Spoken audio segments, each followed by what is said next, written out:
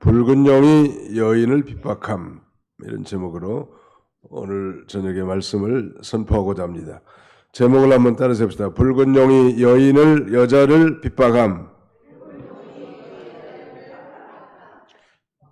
여인이라고 써놨는데 여자로 바꾸는 게 좋을 것 같아요. 다시 한번 합시다. 붉은 용이 여자를 핍박함. 네, 이 붉은 용은 옛뱀, 곧 마귀를 상징하고 여자는 교회를 상징합니다. 그러니까 마귀가 교회를 핍박한다는 내용이에요. 하나님께서 이 악한 마귀는 이제 자기 때가 얼마 남지 않은 줄 알고 할 수만 있으면 이 성도들을 다 무너뜨리고 교회를 다 찬해하고 핍박하는 그런 일을 감당하려고 한단 말. 예수 그리스도께서 이미 초림하셔서 마귀의 이 머리를 깨뜨려 버렸어요. 그 순간 하늘에 있는 그 마귀가, 즉 큰 용으로, 붉은 큰 용으로 대별된 이 용이 미카엘 천사와 싸워 전쟁해 가지고 이기지 못해서 이 지상으로 쫓겨났단 말이에요. 그래서 이 지상에 내려온 이 마귀와 그 마귀의 수종자들이, 말하자면 예수 믿는 사람들, 성도들을 핍박하고 교회를 잔해하려고 한단 말이에요. 오늘 이 시대는 그러니까 아주 극악한 시대, 마귀가 아주 미쳐서 발아가는 시대라고 생각하면 됩니다. 그래서 우리는 에베소 6장에 있는 대로 그 전신갑주, 마귀의 계계를 능히 이기기 위해서 전신갑주를 안전무장을 항상 하고 있어야 된다는 말이에요. 편안하다, 안전하다. 지구촌에는 편안한 곳이 없는 것 같아요. 점점 더 그렇고. 오늘 이 붉은 용이 여자를 핍박한 내용인데, 그 핍박과 시험에 대해서 여기 구체적으로 지금 말씀하고 있는데요. 우리가 지난 시간에는 그 미가엘과 붉은 용이 천상에서 전투를 벌여갔는데 그 붉은 용이 패배하고 땅으로 추방됐다는 거. 그거 우리가 살펴본 바 있죠. 13절 같이 한번 읽읍시다. 13절 시작. 용이 자기가 땅으로 내쫓긴 것을 보고 남자를 낳은 여자를 박해하는지라. 이 말씀드린 대로 남자는 예수님이고 그 다음에 여자는 교회란 말이에요. 남자를 낳은 여자. 구약 이 400년, 4천년 동안, 구약시대 4천년 동안 그 메시아, 남자아이로 오실 그 메시아를 고대하고 살았는데, 마침내 지금부터 2000년 전에 예수님이 메시아가 이 땅에 오셨죠. 그런데 그 예수님이 오셨을 때 헤롯 왕이 예수님을 다 죽이려고 낳자마자 죽이려고 했지만 하나님의 특별한 보호와 섭리 가운데 그를 피하게 하시고 보호하신 하나님. 우리가 꼭 기억할 것은 여기서 마귀의 핍박은 날이 갈수록 계속 더 심해진다는 거 잊지 말고, 그럼에도 불구하고 하나님은 예수 믿고 구원받은 진실한 신자들은 하나님의 특별한 방법으로 보호하신다는 거 믿으시면 아멘 합시다. 중요한 거예요. 그래서 요한계시록은 우리에게 뭐 공포를 전해주는 그런 메시지가 아니고, 이제 세상 끝이 다하고 예수님의 재림이 임박했기 때문에 재림 준비를 잘 하고 그 다음에 믿음에 견고하게 서서 저 천국을 소망하면서 살도록 하기 위한 아주 이 소망 있는 메시지라고 할 수 있겠습니다. 여기 남자를 낳은 아이는 그리스도인데, 그러니까 남자를 낳은 여자는 그리스도를 믿음으로 하나님 백성된 소위 영적 이스라엘 교회란 말. 구약 4천년 동안의 구약 교회가 이 남자 아이를 사모했고, 그분이 바로 메시아 예수 그리스도신데, 그 남자를 낳은 여자는 바로 교회란 말. 오늘 이 교회를 이렇게 박해한다는 것. 오늘 본문은 이 9절과 연결이 되는데 큰 붉은 용이 여자가 낳은 아이를 삼키려고 시도했으나 실패했죠. 4절로 5절 같이 한번 읽어봅시다. 4절로 5절 12장 4절로 5절 시작. 그 꼬리가 하늘의 별 3분의 1을 끌어다가 땅에 던지더라. 용이 해산하려는 여자 앞에서 그가 해산하면 그 아이를 삼키고자 하더니 여자가 아들을 낳으니 이는 장차 철장으로 만국을 다스릴 남자라. 그 아이를 하나님 앞과 그 보호자 앞으로 올려가더라. 여자가 아들을 낳은 이는 장차 철장으로 만국을 다스릴 남자라. 즉 예수 그리스도께서 이제 재림하실 텐데 예수님이 재림하시면 철막대기로 만국을 다 다스리실 만왕의 왕, 승리의 왕으로 이제 오실 것입니다. 이처럼 이 큰 붉은 용이 여자가 낳은 아이를 삼키려고 시도했지만 실패했고 또 하늘의 전쟁에서 패하여 용이 이제 그 붉은 용이 땅으로 내쫓겨가지고 그 분을 내가지고 교회를 핍박하는 것입니다. 이제 자기 때가 얼마 남지 않은 거예요. 12절 한번 보실까요? 그러므로 하늘과 그 가운데에 거하는 자들은 즐거워하라. 그러나 땅과 바다 안은 화했을진저 이는 마귀가 자기의 때가 얼마 남지 않은 줄을 알므로 크게 분내어 너희에게 내려갔습니다. 하늘에서 내쫓긴 이 붉은 용이 마귀의 말하자면 수장이에요. 그리고 그 붉은 용과 함께 내쫓긴 수많은 이 졸개들이 같이 역사한다는 말. 오늘날로 말하면 이 마귀는 대장이고 귀신은 졸개들이에요. 귀신을 이제 다른 말로는 악령들 이렇게 번역을 했는데 옛날 성경엔 귀신이라고 했죠.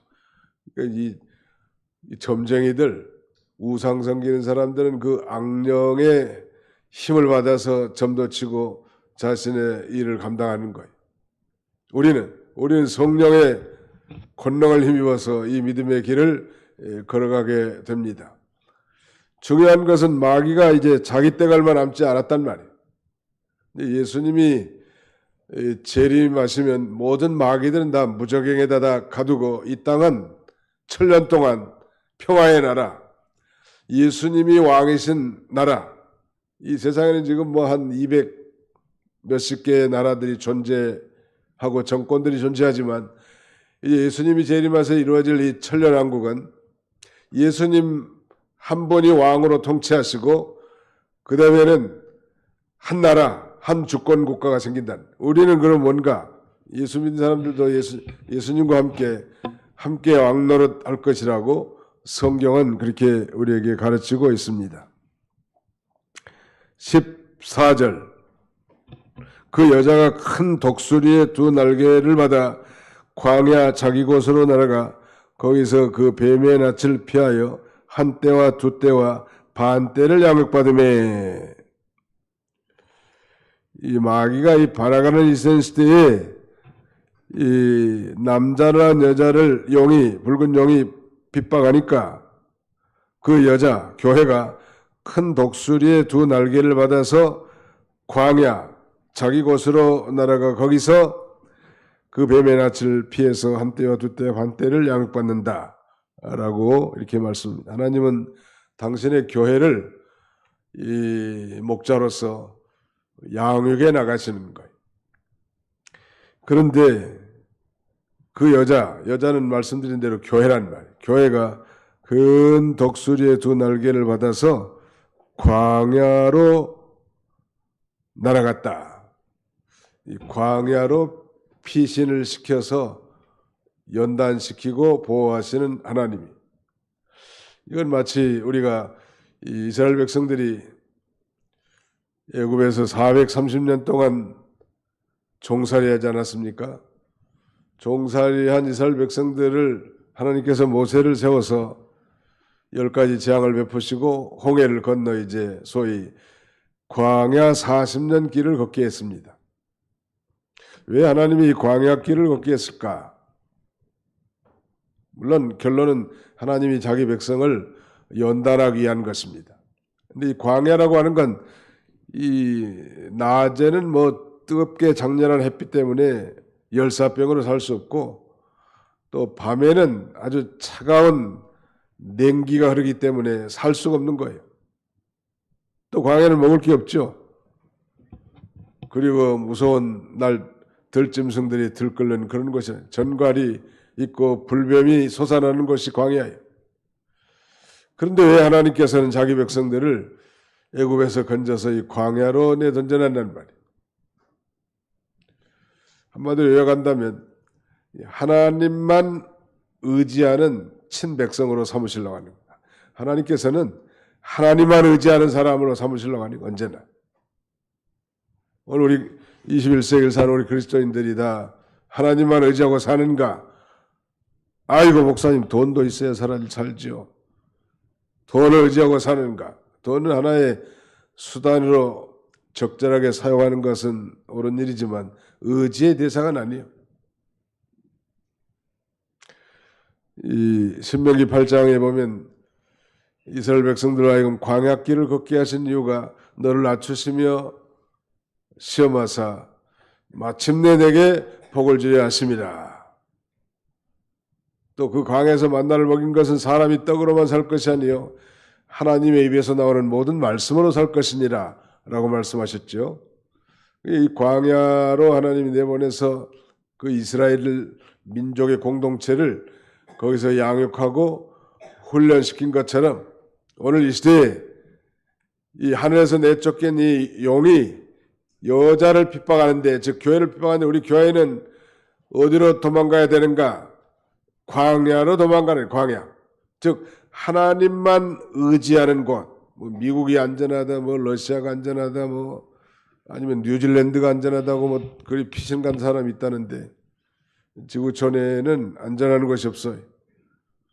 가장 안전한 것은 광야예요. 즉 하나님이 계신 곳. 하나님이 계신 곳이 안전한 거예요. 믿으시기 바랍니다.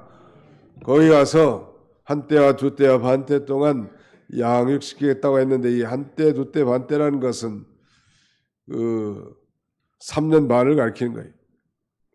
한때, 두때, 반때. 한때가 1년, 한때, 두때, 반때. 다 합하면 3년 반이에요. 이 3년 반은 7년 대환란의 절반 기간이에요. 어떤 학자들은 신약시대를 그 기간으로 보는데 뭐 저는 거기에 동의하지는 않고, 아무튼 마지막 이 대환란 기간의 절반 기간이 한때와 반때와 한때와 두때와 반때인데 이것은 42달이고 또 그 다음에는 일수로 계산하면 1260일이란 말이에요. 그러니까 이 대환란의 이 전반기 기간, 이 기간은 하나님께서 이 광야같이 그야말로 은밀하고 고요한 곳에 들어가서 하나님만 의지하고 사는 사람을 보호해 주시고 또 그들을 양육해 주는 그런 기간이란. 물론 그 기간에도 사단은 어떻게든지 이 택한 백성들 다 넘어뜨리고 교회를 박해하려고 하는 거예요. 중국의 시진핑은 헌법을 고쳐가지고 소위 그 3기 체제를 굳혀놨는데 반간첩법이라는 걸 만들어가지고 이 선교사들이 접근하기도 어렵게 만들었을 뿐만 아니라 그들은 이 기독교인들로 하여금 교훈 가르치기를 이 기독교인은 먼저 공산주의자가 돼야 된다. 이거부터 가르치는 거예요. 공산주의 체제를 선전하고 그 다음에는 공산주의 모든 이 프린트 유인물, 포스터 이런 것들을 다 교회 파란 벽에다 다 붙여놓고 그것부터 선언하고 예배드리라니. 이게 말도 되지 않는 얘기죠. 이 공산주의라는 건 유물사관, 인간은 영원히 있게 지어진 존귀한 자인데 인간을 다만 물질로만 본다는 말이에요. 노동력으로만 보는 거예요. 그 다음에 무신론. 그들은 믿지 않아요. 오히려 이 북한은 뭐 자기 삼부자를 신처럼 숭배하게 하지 않았습니까? 무신론이고 유물사관인데 어떻게 기독교하고 공존할 수 있겠냐는 말. 근데 아무튼 공산주의자가 먼저 내라는 게 그렇잖 보고 엄청난 핍박이 있죠. 이 교회를 찬멸하려고 하는데 너무 경제가 지금 후퇴하니까 중국도 다시 선교사들 들어와서 예배드리는 걸 최근에 허용한 거예요. 하나님이 하시는 방법은 희한한 방법이야. 이렇게 핍박이 심할 때 우리가 어디로 도망가야 돼요? 광야로 도망가는 광야. 광야 빈들이라고 할 수 있는데 이 광야는 스스로의 힘으로 살 수 없는 것이요. 하나님을 의지하면 살 수 있는 것이 광야는. 하나님 의지하니까 하나님이 뭐 먹을 것이 다 떨어져서도 만나를 내려주시고 물이 없으니까 저 산등성에 있는 반석을 쪼개서 강물같이 흘러 모든 짐승과 사람들이 먹게 마시게 하고 그 다음에는 고기가 먹고 싶다 하니까 아주 뭐 꿩을 보내가지고 내리쳐가지고 잡아서 아주 배가 터지도록 먹게 하고 이빨 사이에 끼도록 이렇게 먹게 만드신 하나님. 이 광야는 하나님만 의지하면 살 길이 열린다는 거예요. 그래서 하나님이 광야로 보낸 거예요. 하나님께서 이스라엘 백성들이 뭐 직선거리로 하면 10하루 정도면 가나안 땅에 갈 수 있었던 길을 홍해의 광야길로 돌려서 무려 40년 동안 평화하게 만들다가 1세대들은 다 대부분 다 광야에서 죽게 하지 않았습니까? 왜 그랬겠는가? 그 애굽의 그 폐잔병들, 노예 근성들 다 뽑아버리고 그 다음에는 참신인 여호와 하나님만 의지하고 사는 것이 하나님과의 바른 관계를 형성하는 것인 것을 훈련시키는 거예요. 자꾸. 우리도 마찬가지예요. 오늘 영적인 관점에서 이 세상은 광야 같은 세상입니다. 난 너무 이 세상이 좋다. 이건 심각한 문제 있는 사람이에요. 참으로 믿음으로 살려고 하고 하나님이 기뻐하신 뜻대로 살려고 하면 이 세상은 광야 같은 세상이라는 거예요. 그러나 살 길이 있어요. 어떻게 하면? 하나님만 의지하고 나가면 살 길이 열린다고. 죽을 것 같아도 살고 안 될 것 같아도 되게 하고 실패할 것 같아도 성공되게 하고 그러니까 하나님만 의지하면 살 길이 열리는 거예요. 근데 대개 사람들이 하나님을 의지하는 것 같지만 또 사람을 의지하기도 하고 권세를 의지하기도 하고 돈을 의지하기도 하고 그렇게 나간다. 우리 하나님은 그러니까 어린아이처럼 어린아이가 뭐 하면 엄마만 바라보잖아요. 반려견들도 보니까 집안의 그 1순위들 그것만 바라보는 거예요. 2순위 잘 안 바라봐. 1순위가 사라지고 없고 아쉬우면 이제 쳐다보는데 거기만 바라보는 이유는 거기만 바라보면 살 길이 열린 거예요. 목욕도 시켜주고 뭐 털도 깎아주고 간식도 주고 산책도 시켜주고 자기 스스로 구할 수 없잖아요. 우리가 그런 건 좀 그런 지혜를 배울 필요가 있을 것 같아요. 우리 하나님만 의지하면 살 길이 열린다. 주여 나를 인도해 주시옵소서 하고 기도하는 거예요. 14절 그 여자가 큰 독수리의 두 날개를 받아 광야 자기 곳으로 날아가 거기서 그 뱀의 낯을 피하여 한때와 두때와 반때를 양육받으며 이스라엘 백성들이 약 한 달 만에 출애굽해가지고 시내산에 당도했었죠. 근데 이 사람이 자기 아들을 낳는 것 같이 너희를 내가 이것까지 이르게 했다고 성경은 여러 군데서 그렇게 강조하는데 한 군데만 찾아봅시다. 출애굽기 19장 4절 출애굽기 19장 4절 말씀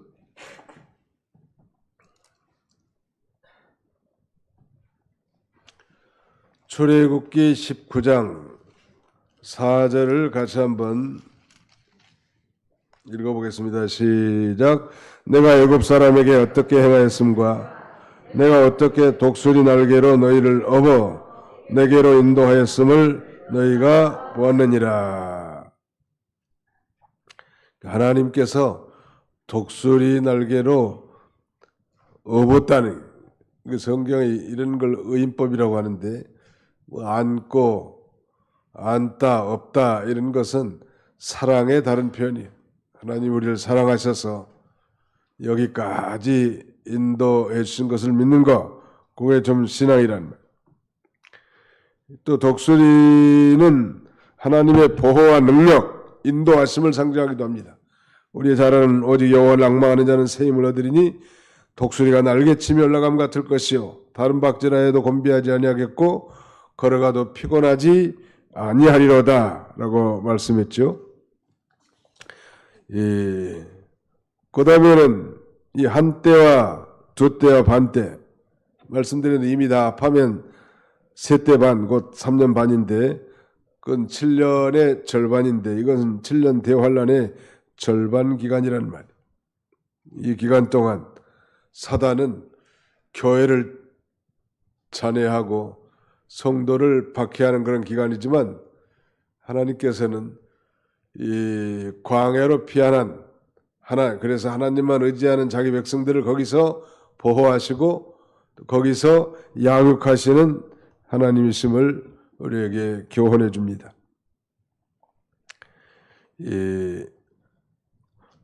과거에 그 시리아의 안디오코스에 비판을 쓰는 사람의 폭정하에서 유대인들이 핍박받았던 그 기간이 3년 6개월이라고 합니다.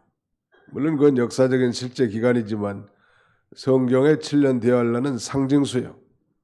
그러니까 이 절반 3년 반이라는 기간이 얼마일지 모르고 말씀드린 대로 심지어 어떤 분은 신약시대 내내가 3년 반의 기간에 해당된다라고 얘기하는 분도 있지만 저는 동의하지 않는다고 그랬죠.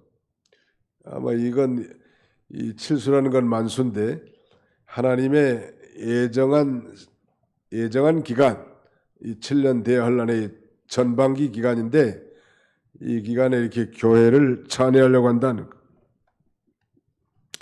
뿐만 아닙니다. 15절로 16절을 같이 한번 읽어보겠습니다. 15절로 16절 시작. 여자의 뒤에서 뱀이 그 입으로 물을 강같이 토하여 여자를 물에 떠내려가게 하되 땅이 여자를 도와 그 입을 벌려 용의 입에서 강한 강물을 삼키니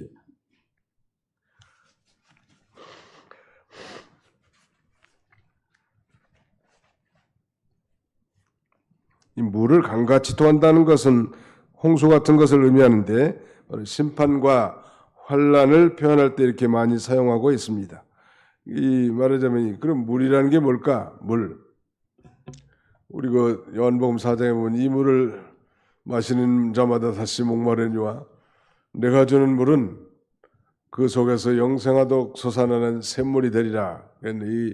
여기서 이 물은 아마 이 세상의 물질, 세상에 속한 물질적인 것과 육신적인 걸 가리킵니다. 그러니까 세상에 속한 물질적인 것과 육신적인 걸 가지고 우리 성도들을 타락하게 만든다는 게 말하자면 여자의 뒤에서 뱀이 그 입으로 물을 강같이 토하여 여자를 물에 떠내려가게 하려 하되 그랬지 않습니까? 이 마귀가 물질이나 돈, 지식, 그 다음에는 지위, 명예, 영광을 풍성하게 해가지고 성도를 세상에 빠뜨려서 둥둥 떠내려가게 만든단 말. 오늘 이 세계 대부분 나라들이 우리 한국을 부러워한다고 합니다. 또 한국이 이렇게 잘 산 걸 모르는 나라는 한국밖에 없대요. 그만큼 한국이 풍요로워진 건 사실이에요. 한국에 이 여건이 있으면 그 권세가 한 세계의 2번째 정도 된다는. 한국 여건만 있으면 웬만한 데는 다 프리패스고 비자 면제 프로그램에도 참여할 수 있게 될 정도로 국격이 높아지는 거예요. 왜 이렇게 잘 살게 만들었을까? 이 인류 역사에 이렇게 전무후무하게 70년 전에 세계에서 가장 빈곤한 나라, 전쟁으로 말미암은 이 고아와 폐허 속에서 어떻게 이렇게 풍요롭게 만들어 오셨을까? 가난하게도 하시고 부하게도 하시는 분이 하나님이시란 말이에요. 하나님의 절대 주권으로 그렇게 된 것인데 제가 보기에는 그 믿는 일을 잘 하라고 선교 많이 하고 세계의 제사장 국가로 하나님이 쓰시려고 그렇게 하신 것 같습니다. 그러니까 하나님의 뜻을 명확히 잘 알고 그 일에 우리가 충성하면 하나님은 계속 부어주시는 거예요. 믿으시면 아멘 합시다. 자기가 뭐 쌓고 모으고 뭐 하나님을 떠난 인간의 경향과 노력을 수반한다 할지라도 하나님이 한번 불어버리시면 남는 게 없어요. 하나님이 뭘 주면 그 준 것 때문에 마음을 빼앗기지 말고 없는 것으로 여기고 그냥 주님만 따라가고 주님만 의지하고 나가는 거예요.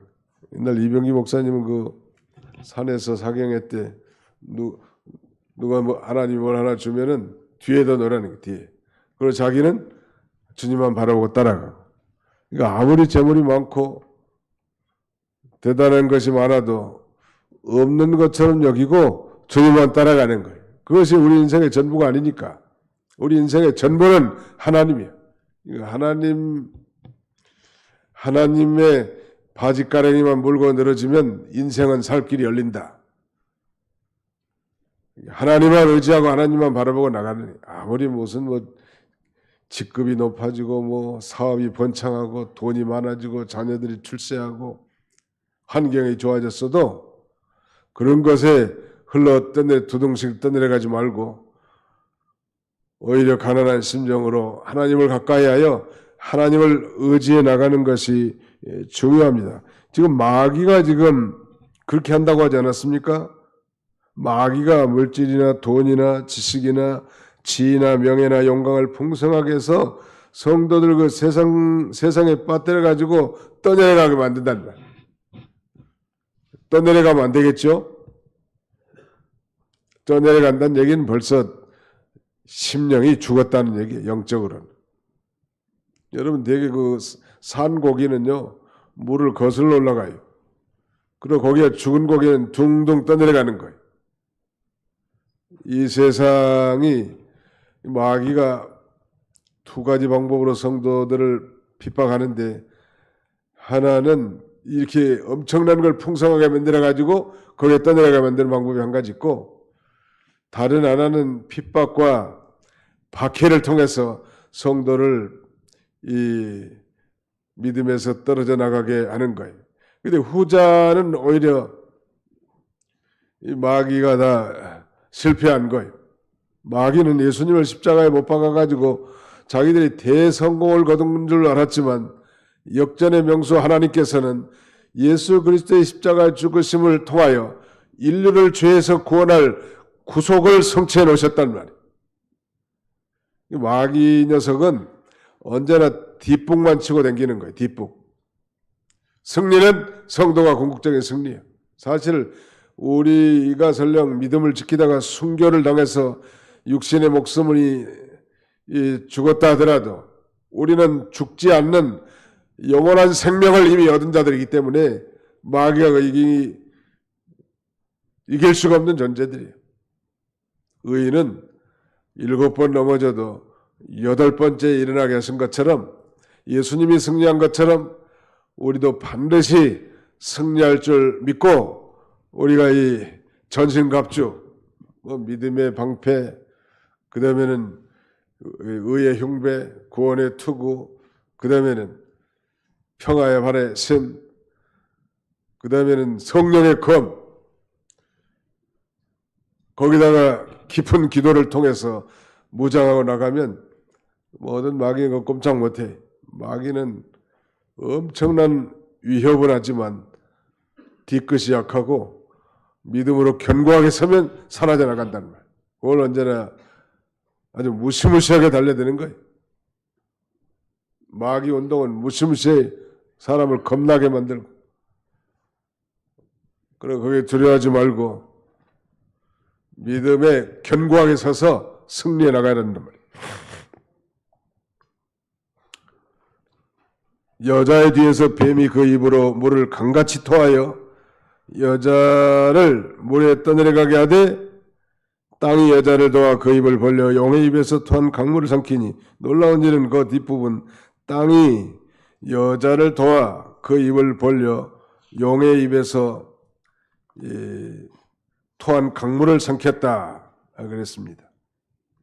이 땅이 성경에서는 주로 이 불신과 제약의 장소로 규정되어 있는데 여기서는 이 구원의 도구로 사용되고 있습니다.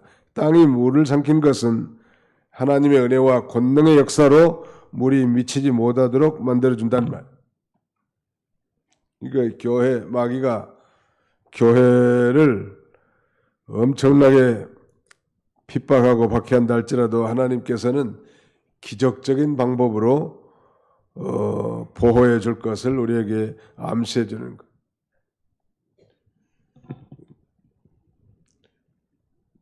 포도주와 감람류는 해치지 말라는 말씀 있잖아요.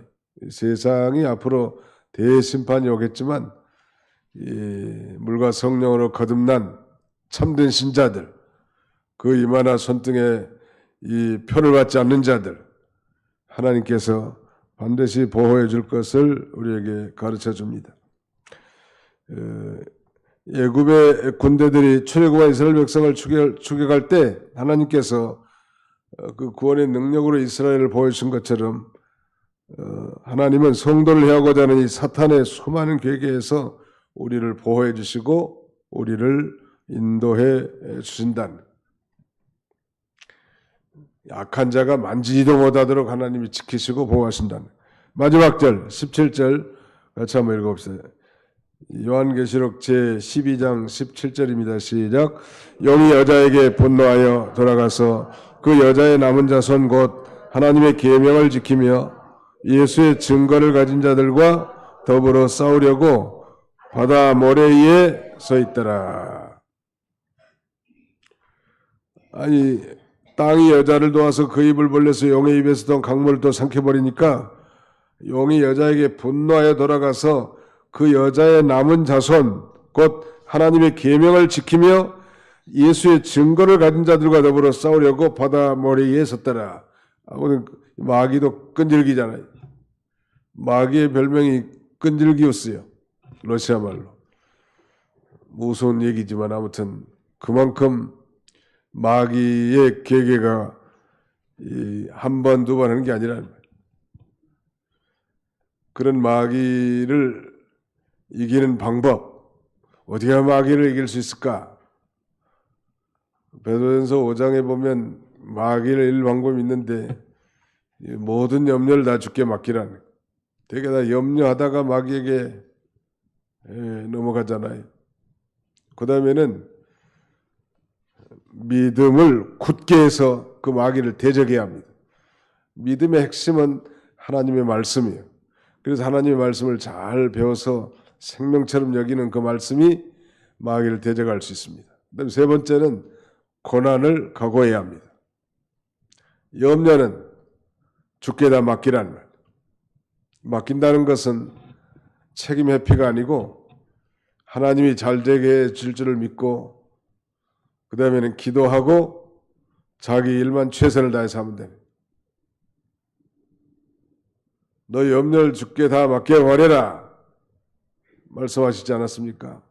어떻게 마귀를 이길 수 있어요? 첫째는 모든 염려를 다 주께 맡겨버릴 것. 두 번째는 믿음을 굳게 하여 마귀를 대적할 것. 세 번째는 고난을 각오할 것.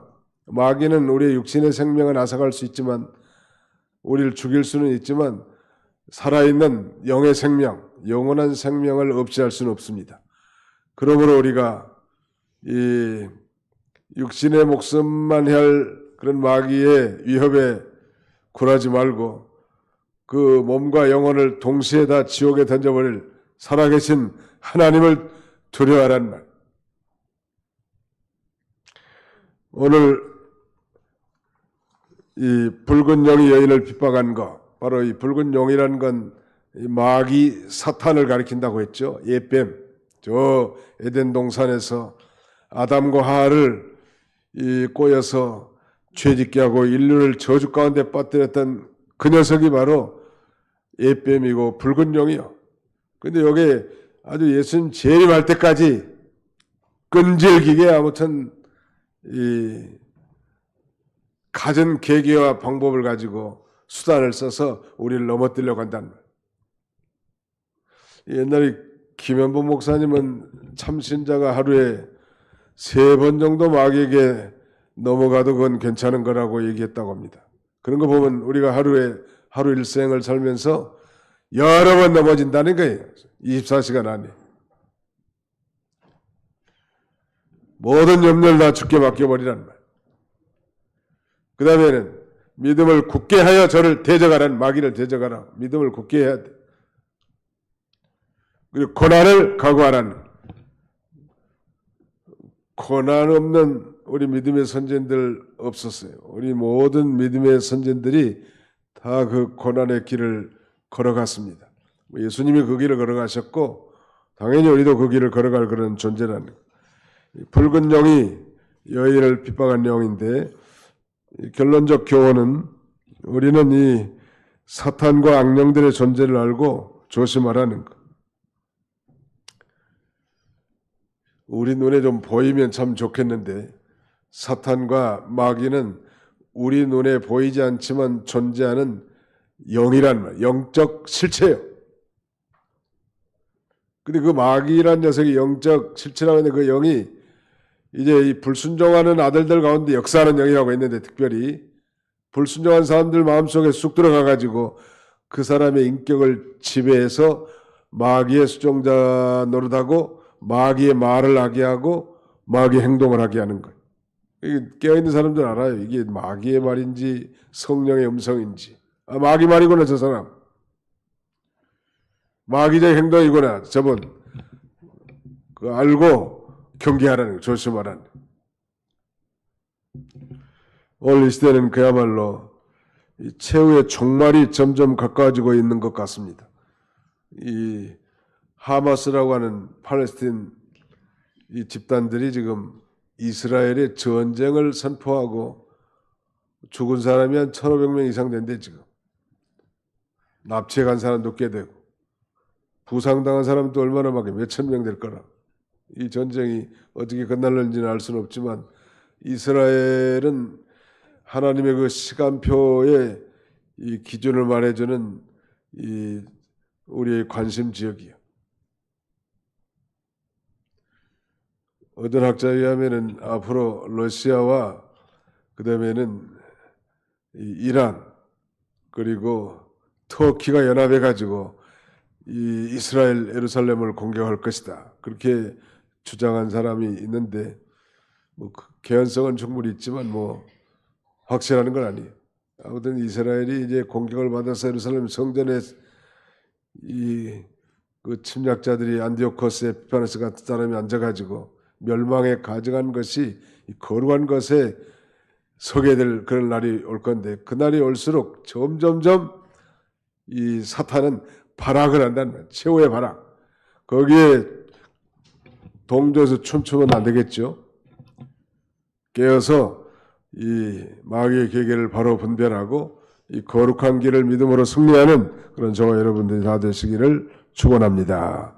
기도합시다. 살아계신 거룩하신 우리 아버지 하나님 감사합니다. 일선을 중단하고 이 저녁에도 저희를 주의 전에 불러 모아주시고 붉은 영이 여자를 핍박하는 그 내용, 박해하는 내용을 통하여 마귀가 우는 사자와 같이 두루다니며 삼킬 자를 찾는 이런 시대인 줄 알고 우리가 이 전신갑주를 입고 그 마귀를 잘 대적하고 이 믿음의 길을 잘 걸어갈 수 있도록 은혜 나눠주시기를 원합니다. 마지막 세대에 여러 면의 물질적으로 풍부하게 해서 우리를 다 흘러 떠내려가게 하는 이런 시대인 줄 알고 아무리 풍요로움이 넘치고 풍성한 것을 하나님이 주셨다 할지라도 그저 하나님의 기뻐하신 뜻을 위해서 사용하고 또 그것이 없는 것처럼 여기고 주님만 바라보고 주님만 의지하고 믿음으로 전진해 나갈 수 있는 우리 모두가 되도록 인도해 주시옵소서. 아무것도 염려하지 말고 오직 모든 일에 기도와 간구로 감사함으로 하나님 앞에 아뢰일 뿐만 아니라 믿음에 굳게 서서 그 마귀를 계획을 다 대적하고 고난을 각오함으로 모든 마귀를 이기고 승리하는 성숙한 주의 백성들이 다 되게 해 주시옵소서. 병든 자들, 고난 중에 있는 형제들 하나님 불쌍히 여겨주시고 어려운 가운데 더욱 하나님을 의지하고 위로받게 해주시고 능력의 손으로 회복시켜 주시고 치료해 주셔서 하나님 앞에 영광 돌릴 수 있도록 우리 주님이 함께해 주시옵소서. 예수님의 이름으로 기도하옵나이다. 아멘.